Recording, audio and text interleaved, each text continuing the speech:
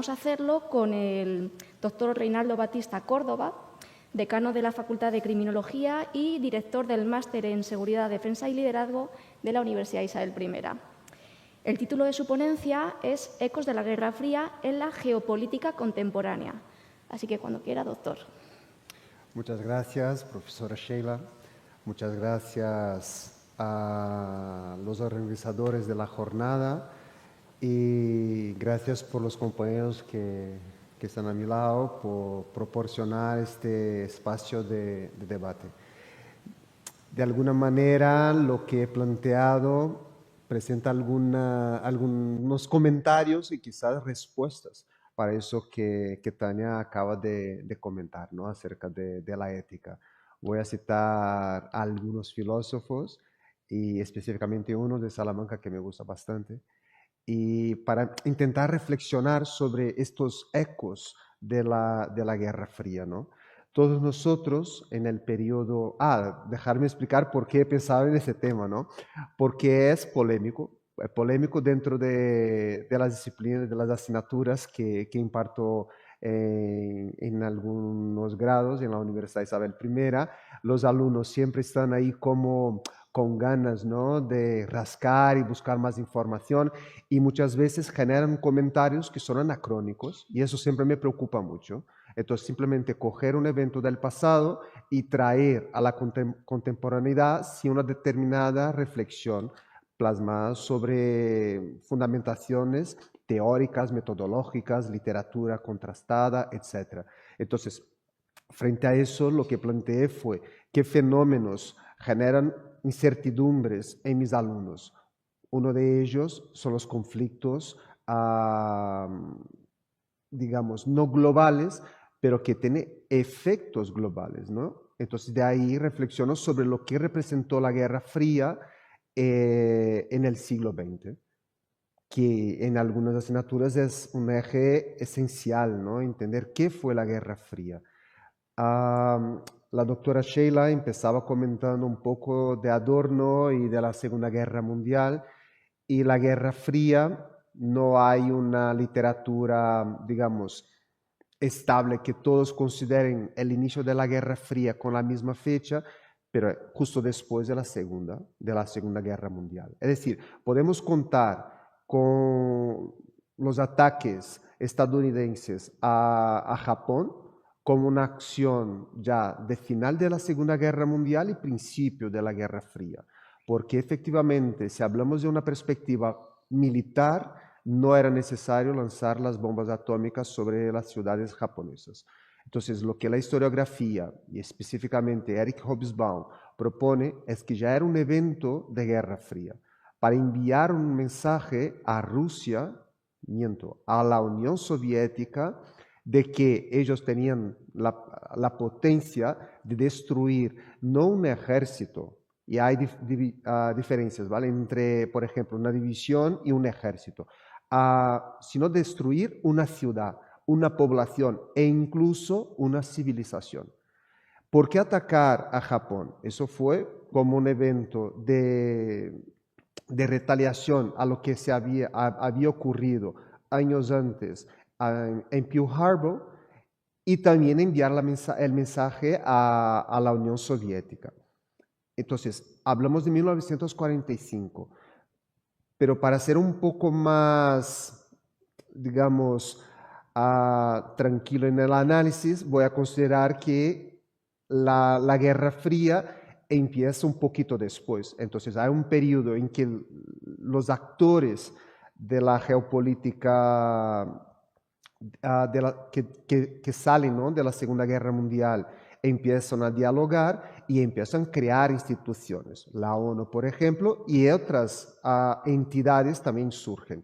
Y donde voy a enfocar será en la creación del Estado de Israel, para ejemplificar cómo la Guerra Fría, el Estado de Israel surge dentro de un contexto de Guerra Fría y cómo esto puede llegar hasta la contemporaneidad. Porque el Estado de Israel, como si antes hablábamos de las fronteras y de las creaciones imaginarias que pueden constituir la formación de una frontera, de un Estado, de un territorio, el Estado de Israel entenderme bien, es una invención, es imaginario, ¿no? Porque los sionistas no debemos confundir con los judíos que defendían desde el final del siglo XIX el retorno a la región de la Palestina, que fue su antiguo territorio de los judíos, de los israelitas. Entonces los sionistas hacían una apología de retorno a ese territorio. ¿Cuál es el problema? El territorio estaba habitado por otros pueblos que ya vivían allí desde hacía mucho tiempo. Hubo un periodo en que la región, denominada en la actualidad Palestina, Oriente Próximo, Oriente Medio, era dominada por el Imperio Turco Otomano, A partir de 1920, Gran Bretaña pasa a tener un dominio, un protectorado sobre la región, pero la inversión era enorme. Entonces, Gran Bretaña no deseaba mantener este control. Y había una presión e incluso atentados terroristas realizados por grupos sionistas que proponían y defendían la salida de los británicos de la región. Frente a esto, en 1947, parece un poco clase de bachillerato, ¿no? Pero llegaremos al momento del análisis. Esa es un poco la fundamentación. En 1947, Gran Bretaña cede su potestad a la ONU para que tome una decisión sobre qué hacer con ese territorio, porque había un conflicto en la región y Gran Bretaña intentaba mediar. ¿Qué ocurre? Que en diciembre de 1947 la ONU toma la decisión de la creación de 2 estados. Entonces habla, aquí dentro de esta región deben surgir 2 estados-nación. Uno árabe, llamaremos palestinos, y otro judío sionista. ¿Okay? Los palestinos no aceptaron. Los estados árabes que estaban alrededor no estaban de acuerdo, porque efectivamente dentro de su imaginario, dentro de su concepción, les pertenecía ese territorio. Ellos vivían allí. Ellos habían habitado esta región desde hacía siglos. Entonces, que otro grupo, con su imaginario, con su legitimidad, con su argumentación, volviese o entrase en la región y dijese, ahora fuera y nosotros habitaremos aquí. Entonces, había esta idea conflictiva que no podían aceptar. ¿Qué pasa? Que los sionistas se aceptaron de inmediato. Y en 1948, David Ben Gurión, que era un sionista, proclama a la vez la independencia y la creación del Estado de Israel. Inmediatamente los pueblos palestinos, los países árabes de alrededor, iniciaron un ataque contra este territorio. Frente a todo eso, ¿qué tenemos que observar? Que Israel no podría ser el Estado creado, sin el soporte de otros territorios. Y estamos hablando de una potencia, estamos hablando hasta ahora de Gran Bretaña, que es un Estado vencedor, victorioso de la Segunda Guerra Mundial, que fomenta con Churchill y con Adler y con otros la creación también de las Naciones Unidas, de la ONU, pero también de Estados Unidos, que sale de la Segunda Guerra Mundial como la principal potencia. Y Unión Soviética, ¿dónde se encuentra en todo eso? También tenía intereses en la región, pero con dificultades dentro de algunas secciones, de algunas dimensiones del sionismo internacional. Recuerde, eso, abro un paréntesis, ¿ok? Siempre que observamos eso de la geopolítica, de la historia contemporánea, tendemos a hacer una lectura muy generalista, pero siempre hay matices. Cuando hablamos de sionistas, los sionistas son distintos, hay secciones dentro del sionismo. Cuando hablamos de judíos, no podemos meter dentro del mismo grupo todos los judíos. Y voy a citar algunos aquí para ejemplificar, ¿ok? ¿Qué ocurre? Que la creación de este Estado de Israel que algunos autores denominarían Estado judío, y eso es un problema porque es un Estado laico, y la religión judía, por lo tanto, no es religión oficial dentro de Israel, pero los símbolos del Estado son símbolos religiosos y toda la argumentación utilizada para la creación del Estado de Israel es fundamentada en valores religiosos que tocan un poco aspectos morales y éticos que Tania comentaba y que llegaré, ¿vale? Para comentar eso un poquito más adelante. ¿Qué pasa por lo tanto? La creación del Estado de Israel sirvió para disuadir determinados grupos de actuar en la región. Por eso, Occidente, un concepto muy abstracto, pero que voy a utilizarlo, decide de alguna manera dar el soporte, apoyar la creación del Estado de Israel. Pero si miramos dentro de estos estados occidentales, Gran Bretaña, para no ir mucho más allá, ¿vale? Y Estados Unidos, veíamos movimientos antisemitas. Y ahí la importancia de la distinción que he hecho hace un par de minutos entre judaísmo y sionismo. Antisemitismo no va contra el movimiento sionista, va contra la etnia semita de los judíos. Entonces, uno puede ser muy crítico contra los judíos o muy crítico contra los sionistas, o ambos, pero no es lo mismo, ¿ok? Entonces, cito algunos autores. Judíos. Ilan Pappé, historiador judío británico. John Meschmeyer, historiador, cientista político. Estadounidense, judío. Noam Chomsky, estadounidense, judío. Tony Judith, historiador británico, judío. Todos ellos son de etnia semita. Todos ellos son antisionistas. Hacen críticas a la creación del Estado de Israel, cómo fue creado. No hacen, Tony Judith ya está muerto, ¿vale? Pero un historiador increíble.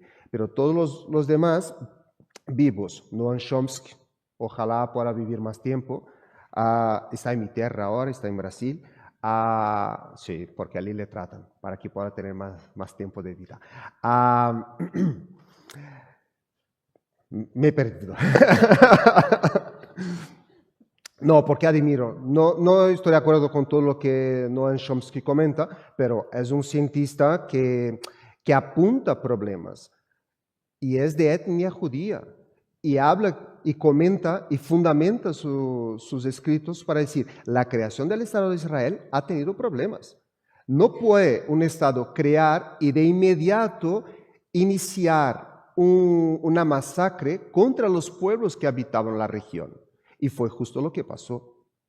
Entonces, todo, absolutamente todo atentado terrorista es abominable. Todo.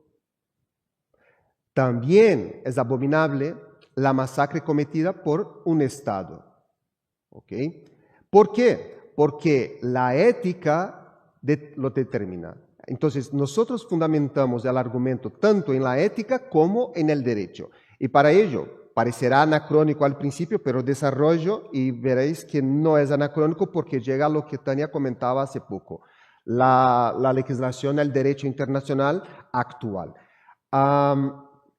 Desde hace siglos, ¿vale? Se trabaja sobre la idea de una guerra justa. Se puede promover una guerra justa. Yo siempre he sido muy crítico a este concepto, ¿no? Lo que comentamos es, cuando el Estado de Israel es creado en 1948, hay una oposición. ¿Por qué había la oposición? Sí, desde una perspectiva adecuada, ética. El grupo que estaba allí, los árabes, los palestinos, se veían invadidos. Y dentro del argumento ético, que podríamos citar, por ejemplo, Francisco de Vitoria, para citar a un burgalés, ¿okay? Hay autores contemporáneos como Enrique Bonete, que trabaja también con este tema. Ese es salmantino, increíble este filósofo. Francisco de Vitoria ya explicaba que un pueblo tiene el derecho de autodeterminación y de autodefensa. Por lo tanto, los pueblos que habitaban la región de la Palestina en 1948 podrían, y ahí el tiempo verbal es adecuado, podrían defenderse porque se veían amenazados. Y el Estado de Israel podía actuar para impedir la violencia cometida por los pueblos nativos. Por supuesto que sí. Pero dentro de lo que Tania comentaba, y eso también está en Francisco de Vitoria, de la proporcionalidad. Uno no puede tirar una roca, una piedra, y el otro tirar un dron en la actualidad o un obús en periodos más pretéritos. La proporcionalidad es fundamental. Otro factor esencial. No se ataca, y subrayo, no se ataca dentro de esta concepción de ética de la guerra contemplada por Francisco de Vitoria y replicada en la actualidad por Enrique Bonete, el filósofo de la Universidad de Salamanca. No se puede atacar a niños, a mujeres, a hombres, a adultos no combatientes. Entonces, esto sirve para el siglo XVI, para el siglo XX y para el siglo XXI.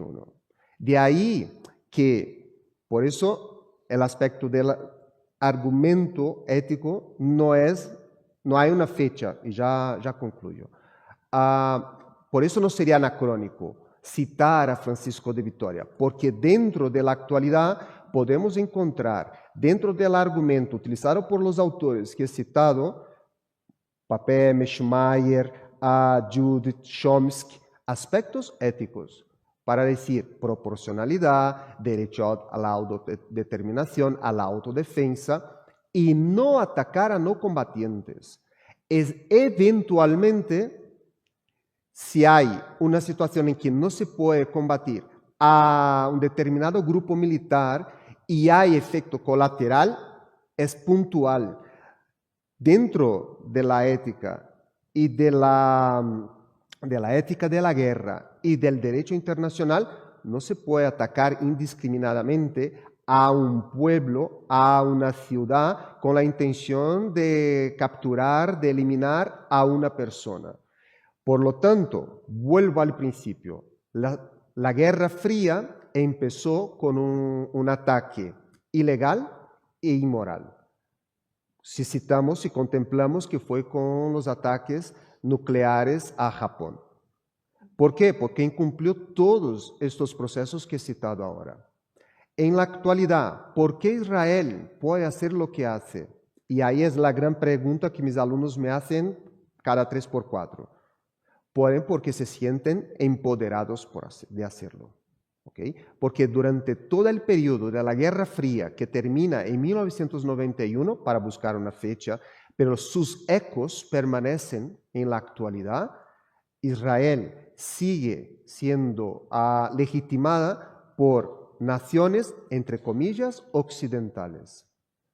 Y de ahí la dificultad, muchas veces, y contradictorias que encontramos de que se observa el incumplimiento de la normativa internacional y de la ética de la guerra, pero el miedo de las autoridades y específicamente de la ONU, que es una entidad nacida en la Guerra Fría, de tomar una decisión. Porque sería contradictorio con sus principios, pero unos principios antiguos, del principio de la Primera Guerra Fría. Pero en la actualidad lo que debe primar serían los valores humanos, la ética, antes de la guerra, durante la guerra y después, porque todas las guerras llegan al fin. Y cuando llegue el término, ¿qué se va a solucionar? ¿Va a tener más odio uno del otro o es necesario establecer ya una vía de diálogo, de comunicación? Porque eso también ya estaba en Francisco de Vitoria y es tratada dentro de autores contemporáneos. Y para concluir, cito a otro pensador judío, ese alemán y después estadounidense, Kissinger, que fue secretario de Estado durante la gestión de Nixon, Y hay un momento muy importante, eso en 68, cuando... Ese es el problema de cuando no tenemos clase en directo, porque así cuando empezamos a hablar nos animamos. Concluyo.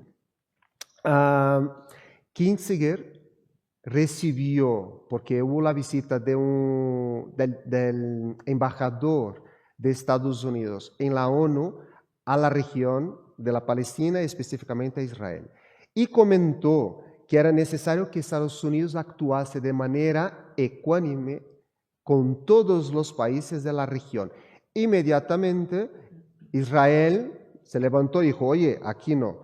E inmediatamente el ministro de Defensa voló a Estados Unidos para reunirse con Kinzinger y con Nixon, para que estos, Kinzinger y Nixon, pudiesen calmarle, para decirle, tranquilo, nada va a cambiar en nuestra relación. De ahí lo que decía antes del empoderamiento que Israel siente y sigue sintiendo, porque un dato, el principal almacén de armas de Estados Unidos fuera de su territorio se encuentra en territorio israelí. Y con eso concluyo. Muchas gracias.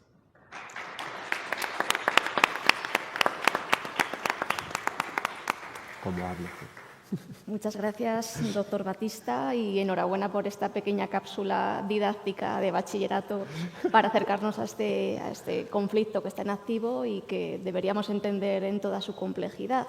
Aquí ha sido muy pertinente la anécdota que ha traído a colación al comienzo de su exposición sobre cómo sus alumnos a veces corren el peligro de interpretar de manera anacrónica fenómenos del pasado con términos del presente o el contexto del presente. Y en esta cuestión concreta puede ser que la clave judía, si se interpreta desde lo que les ocurrió hace un siglo, puede llevarnos a un resultado moral de juzgarles con mayor laxitud en lo que está sucediendo en la actualidad. Pero bueno, esto lo dejamos para el turno de debate posterior y damos comienzo